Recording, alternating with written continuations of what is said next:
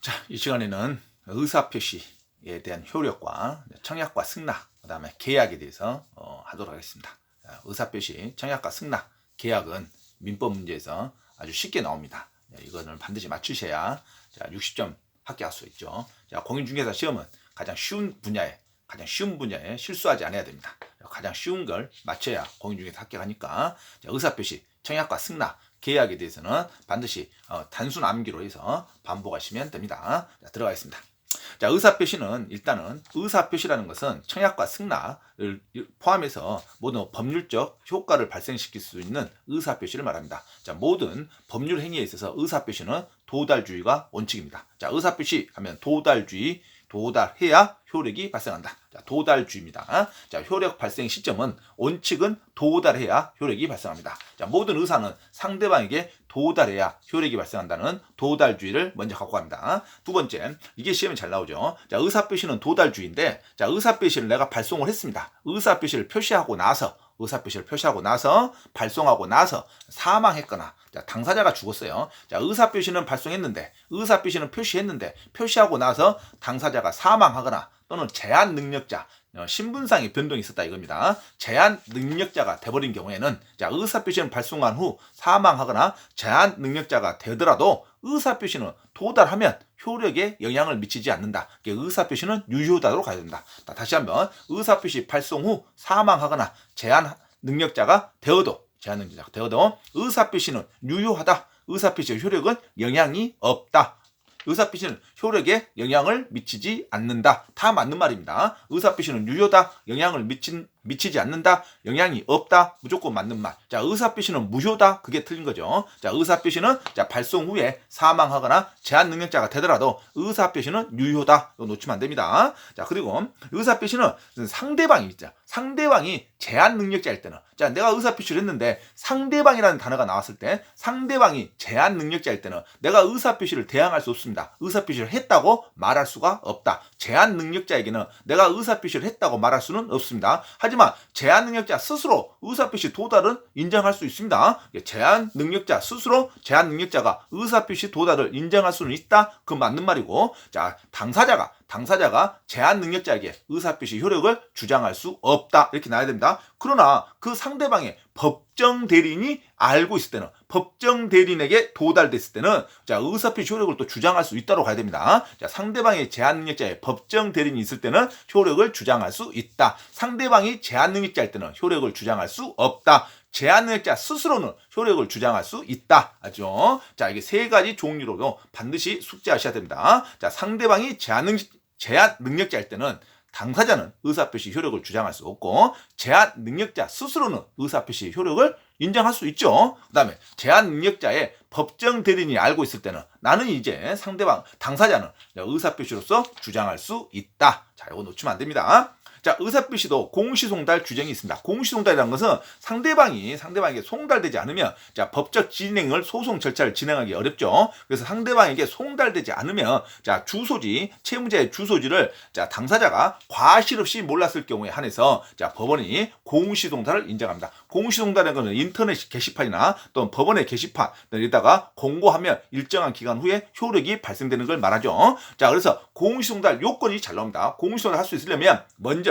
표의자, 당사자입니다. 원고든 이쪽이든, 자, 표의하는 자, 표의자가 자, 과실 없이라는 단어가 반드시 나옵니다. 표의자가 과실 없이 상대방의 채무자의 주소지를 알지 못했을 때, 과실 없이 알지 못하는 경우에 한해서 공시송달을 인정합니다. 그럼 시험은 나오게 되더라도 상대방이 과실이 있는, 자, 주소를 몰랐을 때는 공시송달 되지 않습니다. 반드시 표의자가 과실이 없다는 말이 꼭 나와야 됩니다. 과실이 없이 상대방을 알지 못하거나 소재를 알지 못하는 경우에는, 자, 공시송달 할 수 있다. 반드시 표의자의 과실이 없다는 말이 나와야 됩니다. 그래야 공시송달 할 수 있다. 자, 다음에는 청약에 대해서 하겠습니다. 자, 청약은, 자, 내가 의사를 먼저 제안을 하는 겁니다. 청약이라는 것은 반드시 의사표시에 제안하는 단계죠. 그래서 청약은 반드시 구체적, 확정적이어야 됩니다. 자, 가격과 주소지가 명확해야 그 집을 팔겠다 의사가 나오죠. 그래서 반드시 청약은 구체적 확정성이 있어야 됩니다.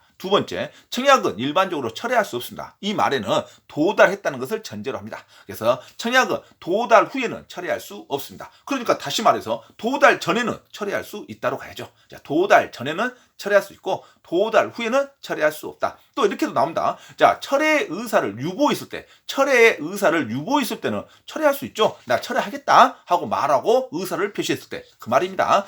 철회할 수 있다는 것을 유보했다는 말이 나오면 철회할 수 있다. 자, 그리고 도달 전에는 철회할 수 있다. 하지만 원칙적으로 문장이 나오면 자, 청약은 철회할 수 없다. 모든 의사표시는 철회할 수 없습니다. 해제라는 말이 나와도 마찬가지입니다. 계약 해제는 함부로 해제 의사표시를 하고 나서 도달하면 해제 의사표시를 철회할 수 없다. 그래야죠. 도달 후에는 철회할 수 없다. 도달 전에는 철회할 수 있다. 유보할 때는 철회할 수 있다. 이렇게 나와야 되죠. 자, 청약은 구체적, 확정적이고 함부로 철회할 수 없습니다. 자, 두 번째, 마지막은 청약은 불특정 다수인에게 할 수 있습니다. 모든 사람에게 할 수 있죠. 특정인에게만 해야 된다 하면 틀린 문장입니다. 청약은 여러 사람한테 한꺼번에 할 수 있죠. 그래서 불특정 다수인에게도 할 수 있다. 이 세 가지가 있으면 됩니다. 자, 청약. 자, 그 다음에 승낙이죠. 승낙 기간을 정한 청약이죠. 자, 청약하면 승낙 기간을 정하지 않았을 때는, 상당한 기간 내에 승낙이 들어와야 청약이 유효죠. 그 다음에 승낙 기간을 정한 청약은 그 기간 내에 도달해야 청약이 효력을 발생하죠. 그래서 승낙 기간을 정한 청약은 그 기간 내에 승낙의 통지를 받아야 되고, 그다음에 승낙 기간을 정하지 않은 청약은 상당한 기간 안에 승낙의 통지를 받아야 됩니다. 근데 자, 승낙의 통지가 자, 도달했는데 그 기간에 도달할 수 있었음에도 불구하고 그 기간 후에 승낙의 통지가 도달됐을 때는 자, 반드시 청약자는 지체 없이 상대방에게 연착의 통지를 해야 됩니다. 자, 승낙 기간 안에 도달할 수 있었음에도 불구하고 그 기간 후에 승낙의 통지가 도달했을 때는 자, 승낙자는 오인의 소지가 있죠. 도달했을 것이다 하는 기대가 있죠. 그래서 반드시 청약자는 지체 없이 연착됐다는 통지를 해줘야 됩니다. 연착의 통지를 반드시 발송해야 됩니다. 그 도달 전에 지연의 통지를 발송하면 그 도달 전에 이미 지연됐다는 통지를 발송하면 할 필요는 없는데 자, 반드시 지체 없이 연착의 통지를 해줘야 됩니다. 그러지 않았을 때는 승낙의 통지는 연착되지 아니한 것으로 봅니다. 자, 그래서 이 문장이 나오면 자, 반드시 기억을 하셔야 됩니다. 첫째, 승낙 기간이 정했을 때는 기간 안에 승낙의 통지가 들어올 것. 두 번째, 승낙 기간을 정하지 않은 청약일 때는 상당한 기간 안에 승낙의 통지가 들어올 것. 자, 그런데 일반적으로 승낙의 기간 안에 할 수 있었음에도 불구하고 승낙 기간 후에 도달됐을 때는 반드시 청약자는 지체 없이 연착의 통지를 해줄 것. 자, 그러지 않으면 연착되지 않은 것으로 본다. 이렇게 나오죠. 자, 승낙의 통지는 연착되지 않은 것으로 볼 수 있습니다. 자, 두 번째, 자, 승낙 기간을 정하지 아니한 청약은 반드시 상당한 기간 안에 들어와야 됩니다. 상당한 기간은 자, 법 해석에서 판단합니다. 자, 그 다음에 연착된 승낙의 효력이죠. 만약에 연착된 승낙이 됐다. 그러면 일단은 연착된 승낙이기 때문에 승낙으로서 효과가 없습니다. 당연히 이것은 새 청약으로 봅니다. 그래서 그 당시에 청약도 효과가 없고 연착된 승낙으로서 효과가 없으니까 계약이 성립되지 않습니다. 그래서 연착된 승낙은 새로운 청약으로 볼 수 있다. 그렇게 되죠. 다시 승낙에 대한 절차가 필요하죠. 자, 격지자 간의 계약 성립이 아주 중요합니다. 자, 청약과 승낙 문제는 거의 격지자에서 나옵니다. 격지자는 자, 거리가 단순히 물리적으로 멀리 떨어져 있는 사람을 격지자 하지 않고 계약의 효력이 시간이 경과되는 것을 계약의 효력으로 따지는 어떤 계약 유효, 그러니까 우편으로 계약의 완성을 하겠다고 하는 것을 격지자라 합니다.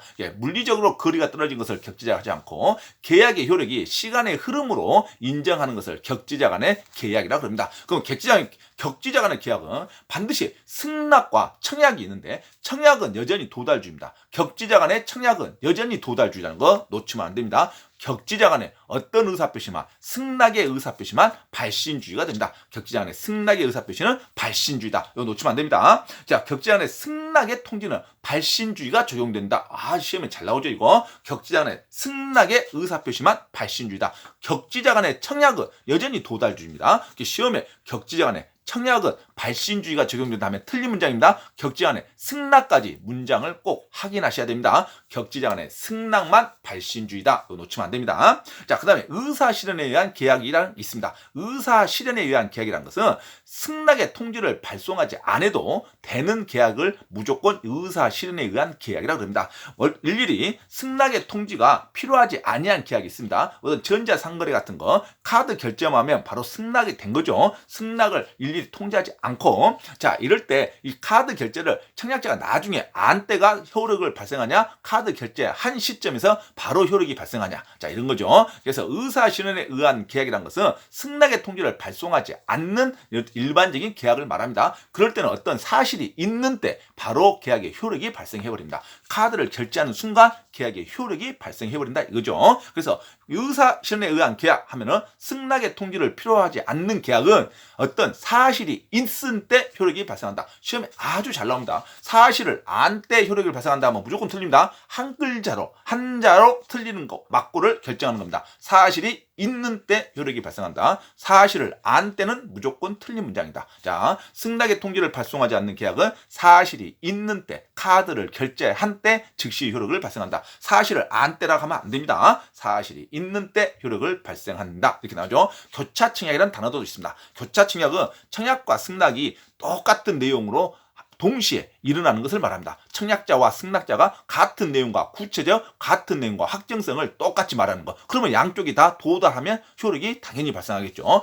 교차 청약은 상호 교차된 의사표시입니다. 상호 교차된 내용이 똑같은 의사표시가 동시에 발생했을 때는 그냥 나중에 도달하는 게 효력을 발생하죠. 그래서 도달할 때 효력이 발생한다. 당연한 도달주의가 적용된다. 교차 청약 딱 나오면 도달주의가 적용된다. 도달할 때 효력이 발생된다. 이렇게 봐면 되죠. 자, 승낙은요. 승낙은 반드시 그 자체, 청약 자체를 승낙해야 된다. 조건을 가한 승낙은 승낙으로 보지 않습니다. 계약이 성립이 안 되겠죠. 조건을 가한 승낙, 일부인 승낙, 그 다음에 조건을 가한 승낙, 일부인 승낙 또는 변경된 승낙, 이런 것은 자, 승낙으로 보지 않습니다. 조건이라든가 일부라든가 변경이라는 단어가 나오면 이 승낙은 승낙으로 보지 않는다. 새로운 청약으로 봅니다. 그래서 조건을 가한 승낙, 일부인 승낙 또는 변경된 승낙은 승낙이 아니다. 그래서 계약이 성립되지 않는다. 이렇게 하면 되겠죠. 반드시 청약자 입장에서는 그걸 새로운 청약으로 봅니다. 그래서 다시 청약자가 승낙을 해야 하는 절차가 필요하죠. 그래서 조건,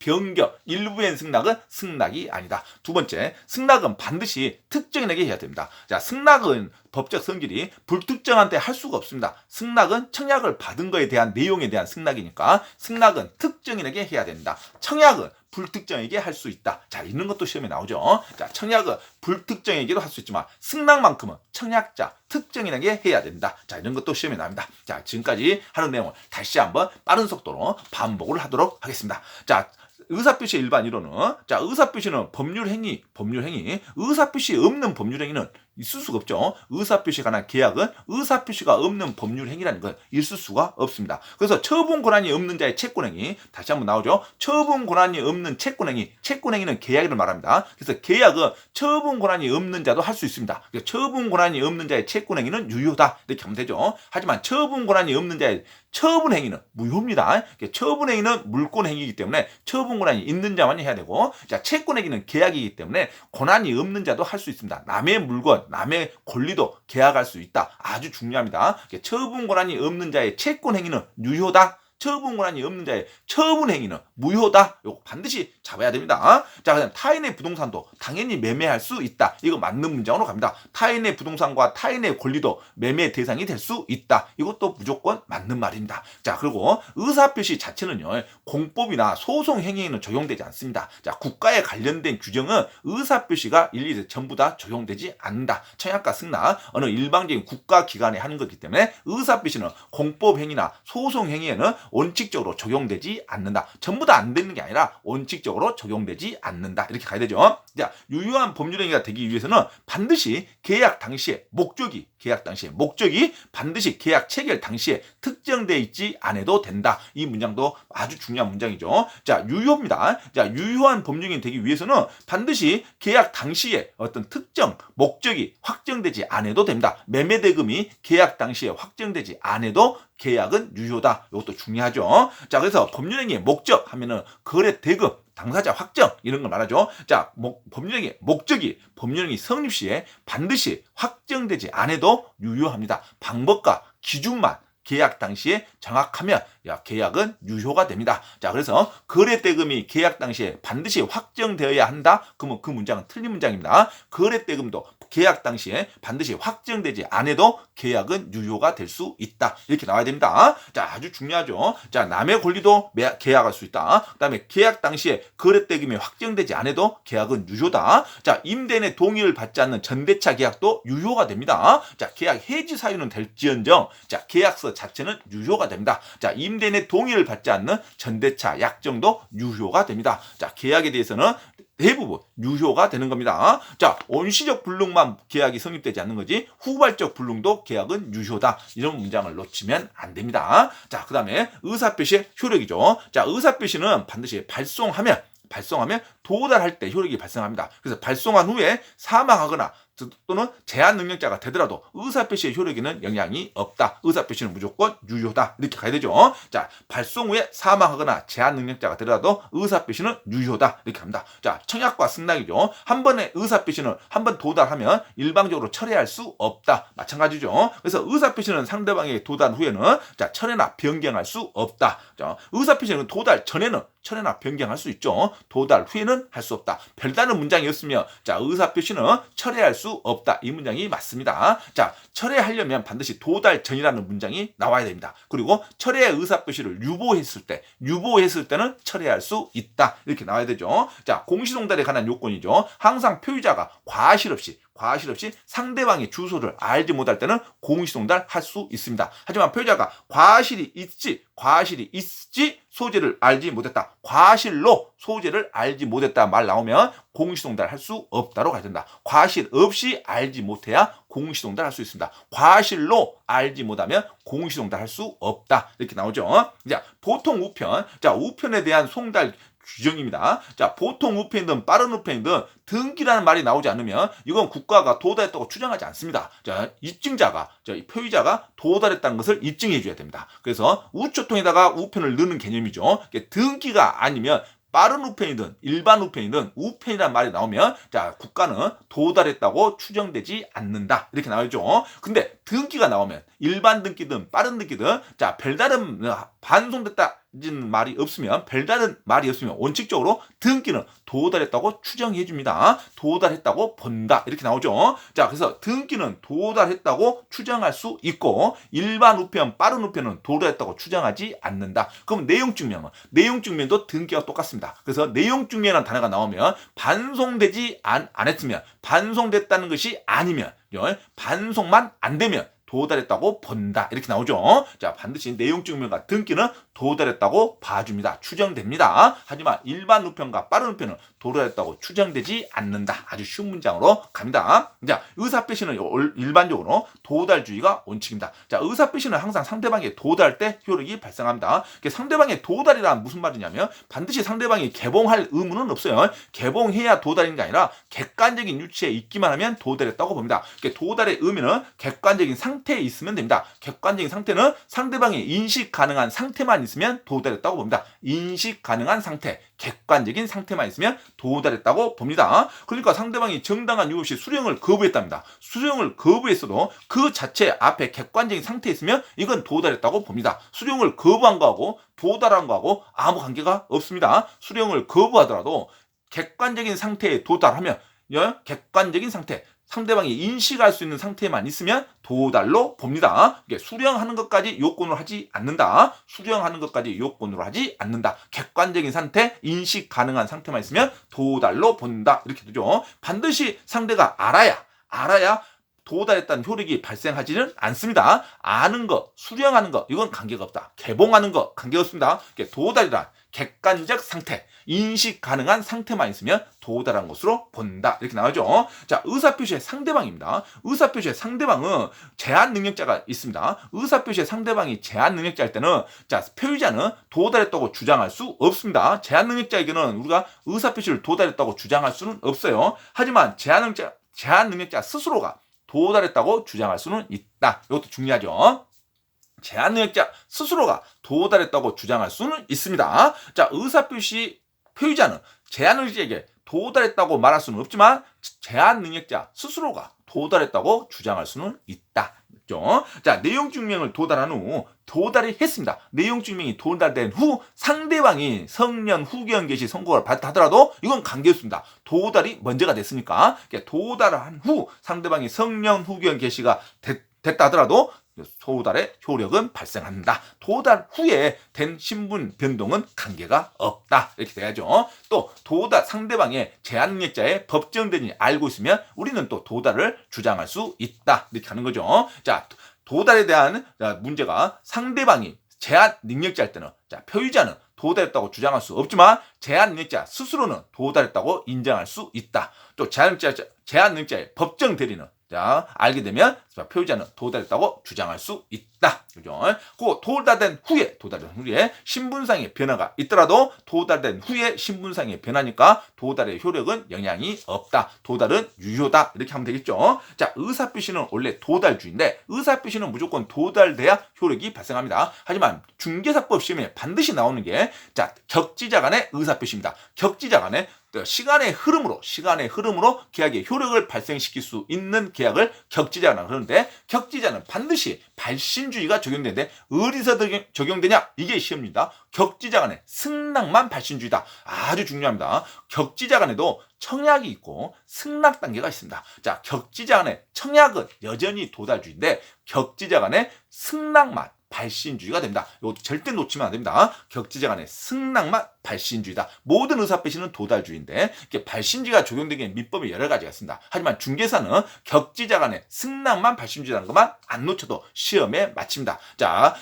의사표시에 발신주의가 적용되는 것은 사원총회 소집도 발신주의가 적용됩니다. 또 도달한 게 아니라 회사가 2주간 며칠 전부터 발송을 해야 효력이 인정된답니다. 사원총회 발신도 발신주의입니다. 사원총회 통지도 발신주의고 그 다음에 격지자 간의 승낙도 발신주의고 중개사 시험에는 격지자 간의 승낙이 제일 중요합니다. 그 다음에 묵건대에서 상대방이 최고를 하죠.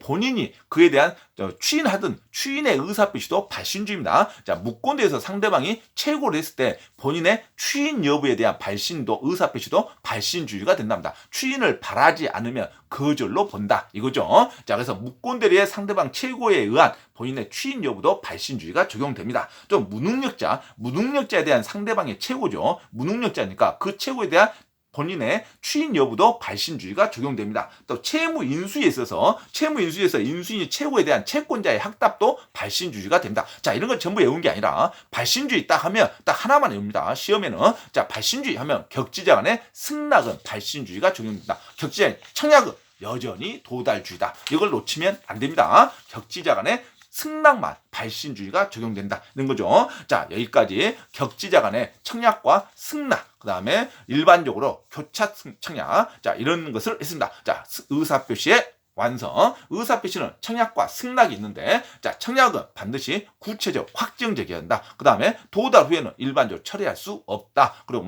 청약은 불특정 다수내로 할 수 있다. 승낙은 유일하게, 자, 특정이 되게만 해야 된다. 승낙은 격지 간의 승낙은 발신주의다. 이건 놓치면 안 됩니다. 자, 여기까지 의사표시에 관한 청약과 승낙 일반론을 했습니다. 자, 좋아요, 구독을 눌러주시면 됩니다. 다음 시간에 계속해서 계약의 성립 단계를 하도록 하겠습니다.